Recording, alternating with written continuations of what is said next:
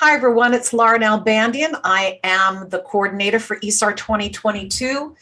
ISAR2022.org is where you can find all the information about the conference. It's happening August 25th through the 29th in Colorado in a place called Westminster. I wanted to say Weston, but that's the hotel. Westminster, which is right between Denver and Boulder. The weather's going to be gorgeous, lovely time of the year. The Colorado Rocky Mountains. We're going to have 100 speakers giving a variety of lectures on a variety of topics. One of those speakers is here with me today, and that is Nathan Naicker. So welcome, Nathan, and thank you for taking the time to be with me today. Thanks, Laura. Yeah, good to be here and get this show on the road. Finally. Yes, absolutely. We're all just kind of, as they say here, chomping at the bit to see everybody in person. And so for those of you who may not know who Nathan is, I will read his bio for you, though you can find it on the website. He has a background as a petroleum engineer and has been practicing astrology professionally since 2012. His qualifications in traditional Western astrology over the last decade cover natal, horary, mundane, locational, and medical branches. He has been studying traditional Vedic astrology since 2016 and visits India 2 to 3 months a year for that purpose. Nathan runs retreats and hosts webinars, workshops, and private courses, and he specializes in rectification for astrologers around the world. So, is this your first time lecturing for ISAR? Yes, that is correct. Exciting. Now, what about, is this the first conference for the United States all around, or have you done other conferences in the United States? Not in the United States, as I believe, although I've taught at Kepler. I'm going to be teaching at Kepler later in the year. Done workshops, but not the conferences. It's been the UK and the IAA. Is that also in the US? IAA is the International Astrological Academy, I believe. Isn't it Australia? Well, it's kind of, I mean, it's owned by, are we talking about the Ina Stanley? Yeah, Ina Stanley, Ina Stanley. And so that's kind of virtual, it's kind of worldwide, so to speak. Yeah, so I've been involved with breaking down the borders since 2016. Okay. And yeah. Well, it'll be your first venture into a conference in the United States. It's usually a huge party as well as a space for learning. And, you know, I believe when we're having fun and we're gathering or learning information, we tend to integrate it better. ISAR's tagline is joining hearts and minds.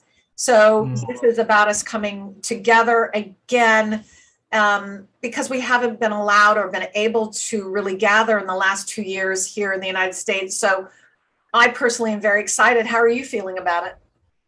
I'm feeling very much the same. I will be traveling in India and then the US for the conference. So it's going to be a whirlwind from a travel perspective.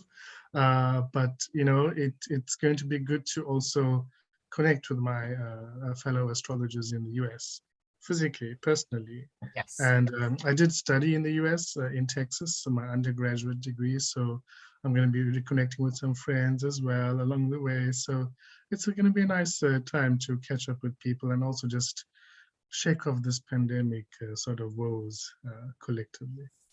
Yes, indeed. So you are doing a lecture on Sunday, the 28th, and it's called Introducing the Southern Tropical Zodiac Toward a Holistic Astrology. Tell us more about that. Yes.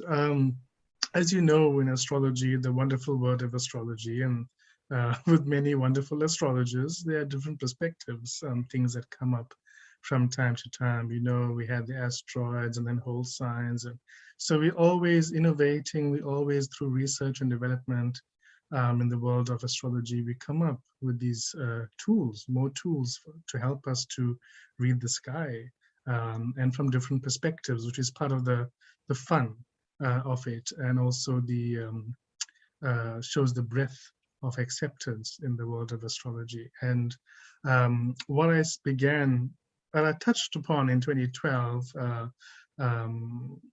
was, you know, in all the sources I've read and all the teachings I've listened to, teaching beginner astrology, we all talk about the seasons and the zodiac and how the tropical zodiac is aligned with the seasons, and Aries at the start of spring, and things like that.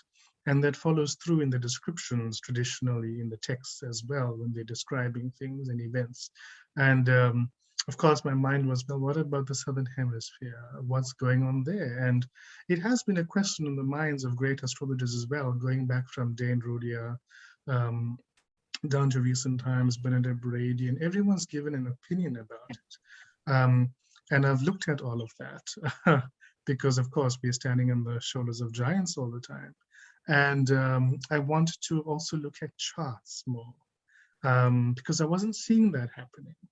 To really look into it, coming from a scientific engineering background, this was kind of and having a Virgo sun and Virgo Mercury, this was kind of the approach. And so I looked at all the Southern Hemisphere A and AA rated charts on AstroDataBank, all of them.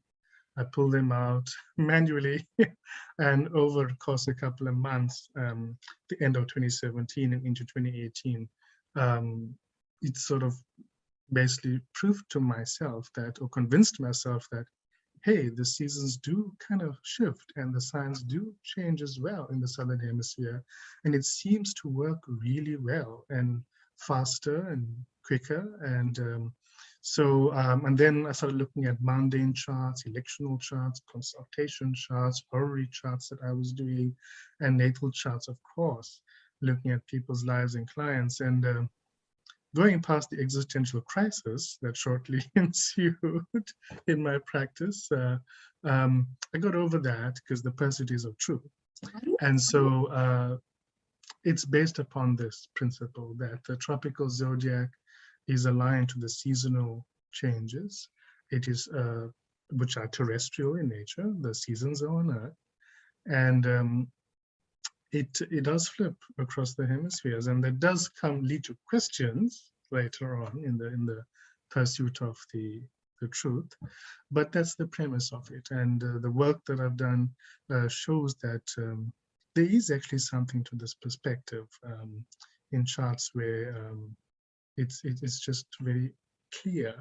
It seems to me, and I will only speak from just a theoretical point of view or a philosophical point of view on my end without your extensive background and the research into this. It seems intuitive and logical in its own way, right? Exactly. Yes, right. Yes. Yeah. So well done. And I encourage everyone to come join us in August of this year for ISAR 2022 to come visit and check out Nathan's lecture. We have a vast variety of lectures, and we're going to have evening events. It's going to be a whole lot of fun in the process. Again, isar2022.org is the website. You can register today. Don't miss out, and we'll see you there.